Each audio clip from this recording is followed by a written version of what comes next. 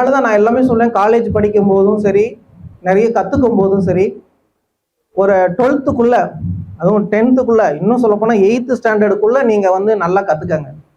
இன்னைக்கு வந்து ஒரு 6th ஸ்டாண்டர்ட் போயிட்டாலே எல்லாரும் படிங்கங்கிற ஒரு கான்செப்டில் போயிடுறாங்க. ஆனால் இந்த ஒரு ஆர்ட் வந்து எவ்வளோ ஆத்மார்த்தமாக இருக்குங்கிறது அவங்க வரைகிறவங்களுக்கு தெரியும். நீங்கள் செலெக்ஷன் பண்ணுற விஷயம் வேற மாதிரி இருக்கும். ஒன்றும் இல்லை, இப்போ நீங்கள் வந்து ஒவ்வொருத்தவங்ககிட்டையும் ஒரு 10 பிக்சரை கொடுத்துட்டு இதுலேருந்து செலெக்ஷன் பண்ணுங்கன்னா அவங்களுடைய குணாதிசயத்தை சொல்ல முடியும்.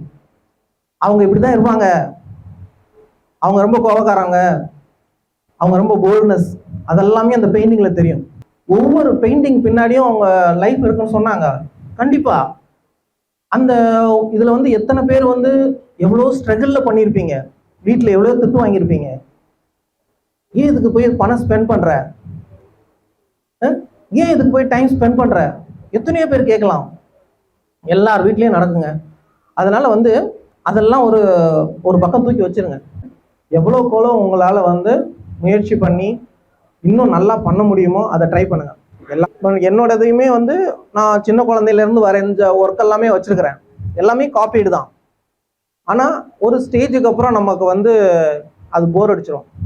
அப்போ நம்ம வந்து வேற இடத்துக்கு மாறுவோம். அது எப்போ மாறுவோம் அப்படின்னா, நீங்கள் வந்து ஒர்க் வைஸ் நிறைய பண்ணிகிட்டே இருக்கணும். அப்போ தான் வந்து இதுக்கப்புறம் நம்ம என்ன பண்ண முடியும், இதை எப்படி மாற்றலாம், இதை எப்படி நம்ம அடுத்த லெவலுக்கு கொண்டு போகிறதுங்கிறது ஆட்டோமேட்டிக்காக நம்மளுடைய மனசில் தோண ஆரம்பிக்கும். அப்போ தான் நம்ம அடுத்த இடத்துக்கே போகிறோம்.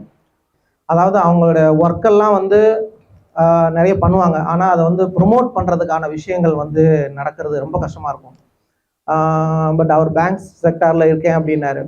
பட் அந்த ஒர்க் பண்ணிவிட்டு இந்த மாதிரியான ஒரு ஆப்பர்ச்சுனிட்டியை கொடுக்குறாருன்னா அது ரொம்ப பெரிய விஷயம். Thank you very much. எல்லா ஆர்டிஸ்ட் சார்பாகவும் ஒரு நன்றியை தெரிவிச்சுக்கிறேன்.